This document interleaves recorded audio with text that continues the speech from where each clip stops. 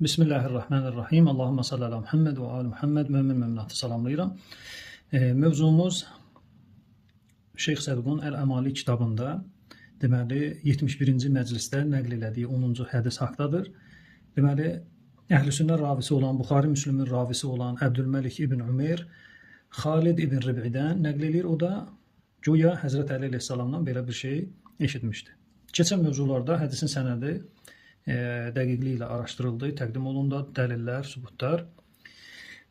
Bu görüşümüzdə və bu məclisimizdə də bir mövzuya toxunacağım və bu mövzu keçmiş mövzulardan daha əhəmiyyətli və daha xeyirlidir. Çünki həmin bugünkü dərsimiz yüzlərlə sualın cavabıdır, xüsusən bu hədislər mövzusunda. Ki, hədisdir qarşınıza çıxacaq. Sizin birinci verəcəyiniz sual bu olmalıdır ki, həmin bu hədis ki, nəql olunur, sənədi hansı hökmdədir? Sənədi zəifdir və yaxud sənədi səhihdir. Əgər sənədi zəifdirsə, bu zəifi başqa etibarlı ravilər nəql eləyirmi ya yox? Yəni bu hədisə, hədisçinin, hədis nəql eləyənin, ravinin nəql elədiyi məzmunu başqa etibarlı ravilər dəstəkləyir ya yox? Əgər desələr yox, hələ bu ravidən başqa bu hədisə heç kim nəql eləməyib, onda bu növ hədislərə əməl edilmək olmaz. Bu növ hədislərə güvənmək olmaz və bu növ hədislərə əqidə bəsləmək olmaz. İndi mövzu əsnasında daha ətraflı izah eləyəcəm. Deməli, qarşımızda olan kitab Ricalun Nəcaşi. Şeyx Nəcaşinin, Şiə, Əhl-i Beyt, Rical alimi olan Nəcaşinin, Şeyxin Nəcaşi 372-ci ildə doğulub, hicrətin 450-ci ildə də vəfat edib. Həmən bu kitabda gəlirik səhifə deməli 179-a. 179-cu səhifə tərcümeyi hal 482. Süleyman ibn Abdullah. Süleyman ibn Abdullahın tərcümeyi halını verir. Nə işlə məşğul olub, nə olub, haqqında nə deyilib. Sonra buyurur. Və kəzəlikə ibnuhu. Deməli, Məhəmməd adında oğlu var. İbnuhu Muhammed. Deməli, Muhammed ibn Süleyman ibn Abdullah.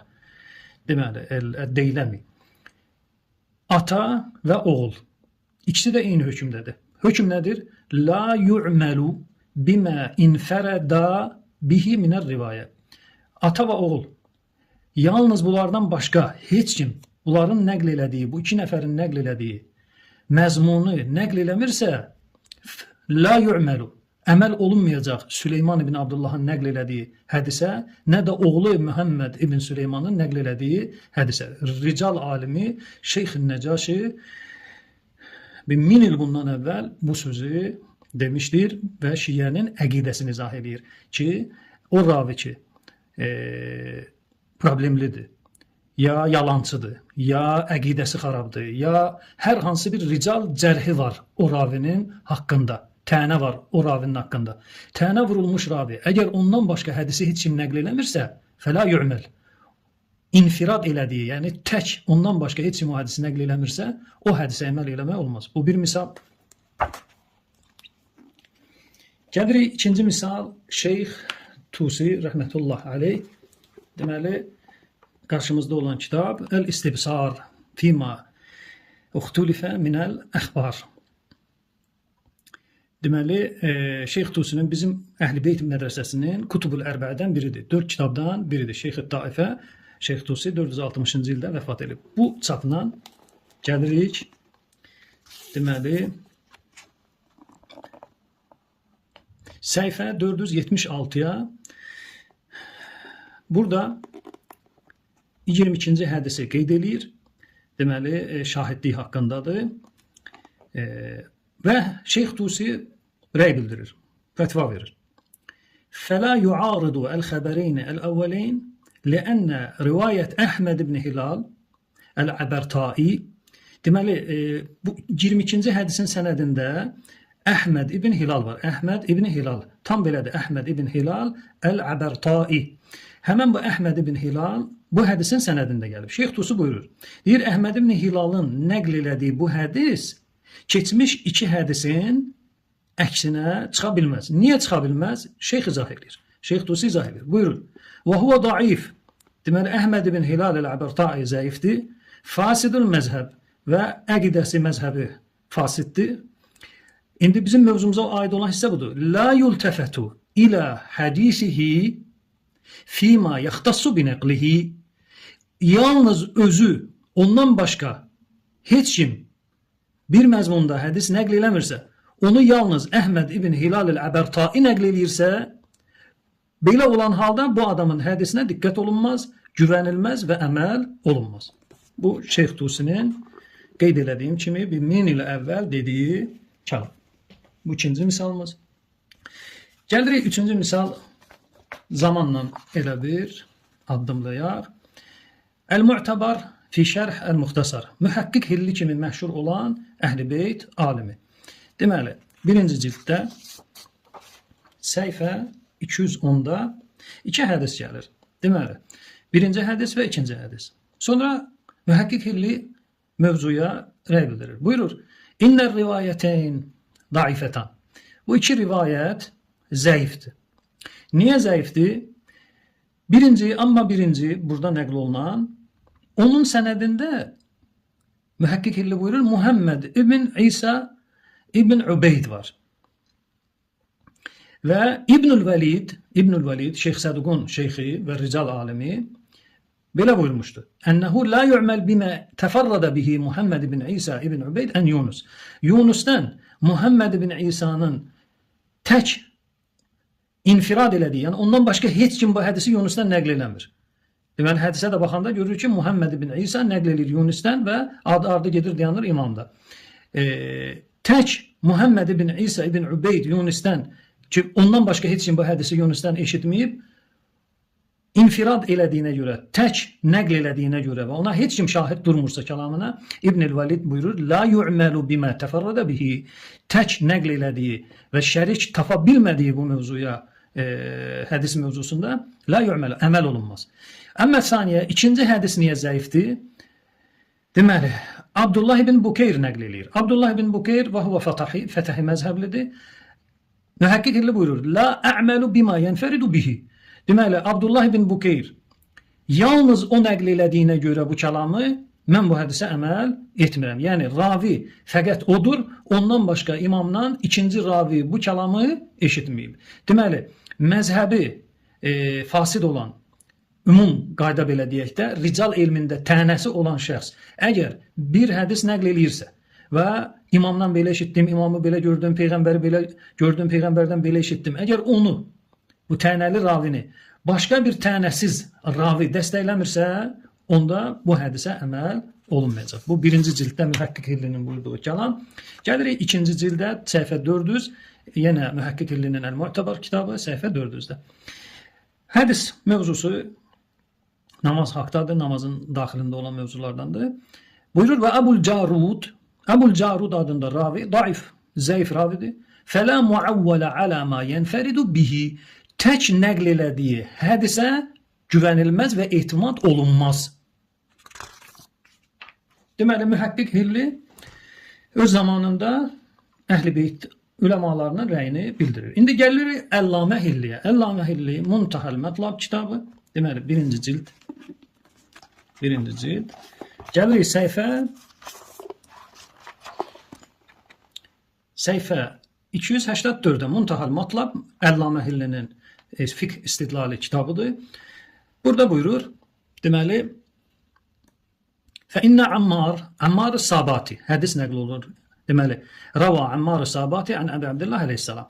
Deməli, Ammar-ı Sabati İmam Cəfər Sadiq aleyhissalamla hədis nəql edir. Bizim mövzumuza aid olan bu ravinin haqqında müəllifin yanaşmasıdır. Əllamə Hilli nə buyurur? Buyurur, İnnə Ammar la yusəqu bimə yənfəridu bihi. Bu şəxs tək nəql elədiyi hədisdə ona güvənilməz. O şəxsə etibar olunmaz. Yəni, bu hədisi İmam Cəfər Sadiqdən, Əmmar Sabatidən başqa heç kim eşitməyib. Belə olan təqdirdə Şiə elm ricalının qaydası budur ki, həmən o rivayətə güvənilməz və etimad olunmaz. Bu bir misal Əllamə Hillidən. Gəlirik digər bir misala, deməli, yenə Muntahəl Mətlab kitabı 4-cü cild, səhifə 302-də. Buyurur, Lənnə nəqul, biz rəyimiz, fətvamız belədir ki, İnnə Abdullah ibn Bukeyr fətahiyyun. Abdullah ibn Bukeyr fətəhi məzhəblidir. 12 imama etiqad edən şəxs deyil. Fələ tə'vilə alə ma yənfəridu bihi. Deməli, tək nəql elədiyi hədisdə ona güvənilməz və onun nəql elədiyi hədisi qəbul etmirik və əməl də etmirik. Yəni, Abdullah ibn Bukeyrdən başqa bu hədisi imamdan heç kim eşitməyib. Bir mövzudur, Abdullah ibn Bukeyr deyir ki, imamdan belə eşitdim. Əgər bu şəxsdən başqa heç kim bu kəlamı nəql eləmirsə, onda bu hədisə əməl olunmayacaq.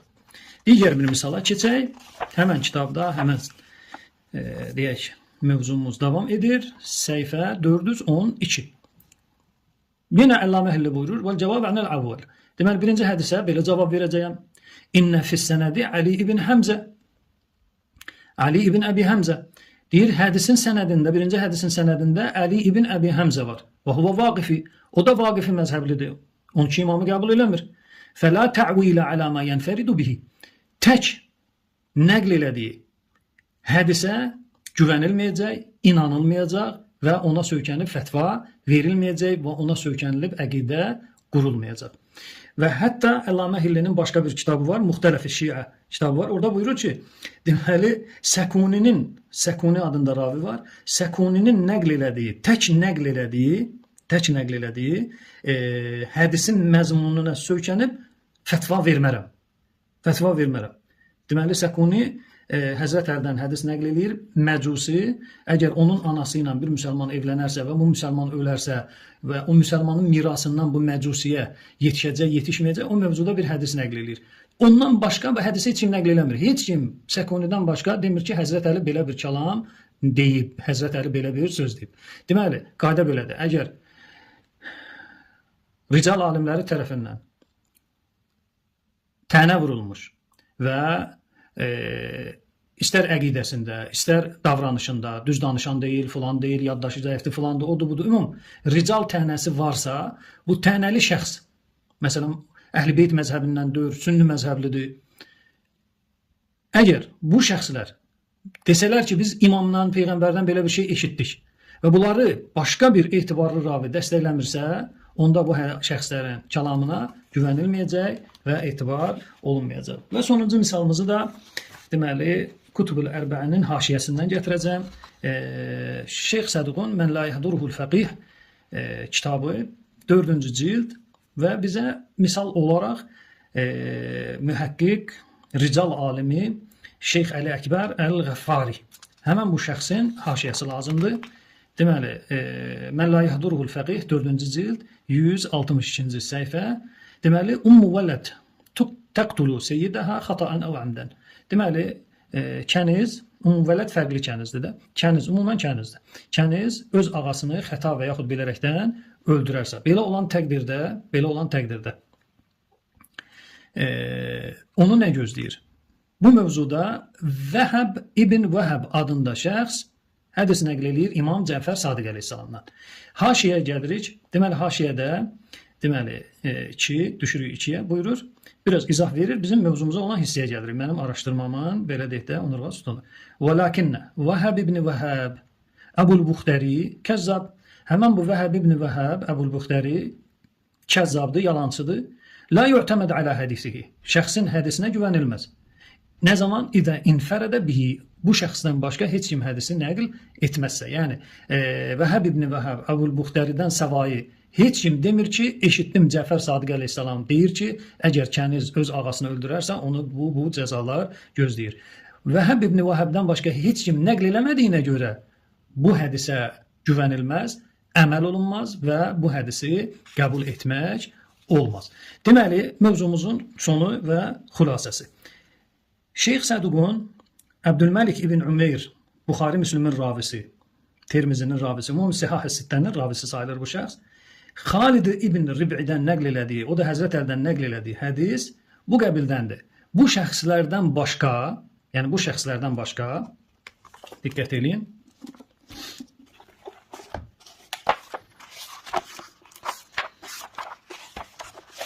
Deməli, bu şəxslərdən başqa hədisi heç kim nəql eləmir. Deməli, Ömər ibn Səhl ibn İsmail nəql eləyir. Zeyd ibn İsmail'den, o da nəql edir Muaviyə ibn Hişamdan, o da nəql edir Süfyandan, istər Sovri olsun, istər İbn Uyeynə olsun, o da nəql edir Əbdülməlik ibn Umeyrdən, o da Xalid ibn Rib'idən, Xalid ibn Rib'i də Həzrət Əli əleyhissalamdan. Bu hədisi ki, Fatimə Zəhra Həzrət Əli əleyhissalamdan davadalaş eləyib və Həzrət Əli əleyhissalamın hökmünü ədalətli hesab eləməyib, Peyğəmbərdən ədalət tələb eləyir və Allah Peyğəmbərə və Həzrət Əliyə salam göndərir, Cəbrail vasitəsilə Fatimə Zəhraya salam göndərmir və Fatimə Zəhra tövbə eləyir və s. Bu cəfəngiyyatları bu şəxslərdən başqa heç kim nəql eləməyib. Yəni Xalid ibn Rib'idən başqa bu kəlamı, bu cəfəngiyyatı heç kim nəql eləməyib və sübut elədim ki, ta qədimdən bugünkü günə qədər ki, Ustad Əl-Qafari deməli rical mövzusunda mütəxəssisdir və onun kitabı var, Dirasat fi ilmi dirayə. Dirayə ilmi haqqında araşdırmalar kitabı var və digər kitablar da çoxdur Şeyx Əli Əkbər Qəfarinin. Deməli, Şeyx Nəcasi, Şeyx Nəcaşi və Şeyx Tusi, ta gəl dayan, Şeyx Əli Əkbər Qəfari də hamının sözü birdir. Əgər təsdiqi, vəsaqəsi, etibarı Şiə rical alimləri tərəfindən təsdiqini tapmamış ravi hər hansı bir hədisi nəql eləyərsə və o hədisi ondan başqa heç kim məsumdan eşitdiyini nəql eləməzsə, onda o hədis qəbul olunmayacaq. Son qısa bir cümlə. Şəxsin sünni olması, şəxsin Fətəhi olması, Zeydi olması, İsmaili olması, şəxsin hər hansı bir məzhəb mənsub olması onu etibarsız ravi eləmir. Əgər bu ravilər məsumdan, 14 məsumdan yalnız mən eşitdim, Cəfər Sadiq belə dedi, yalnız mən eşitdim, İmam Rıza belə dedi, məndən başqa heç kim eşitməyib. Belə dediyi təqdirdə Şiə, Əhl-i Beyt, rical alimlərinin qəbul elədiyi qayda budur ki, belə hədislərə güvənilməz, belə hədislərə əməl olunmaz və belə hədislərlə də əqidə düzəltmək olmaz. Şeyx Səduqun nəql elədiyi bu hədis bu qəbildən olan hədislərdəndir. Vəssalamu aleykum və rəhmətullahi və barakatuhu.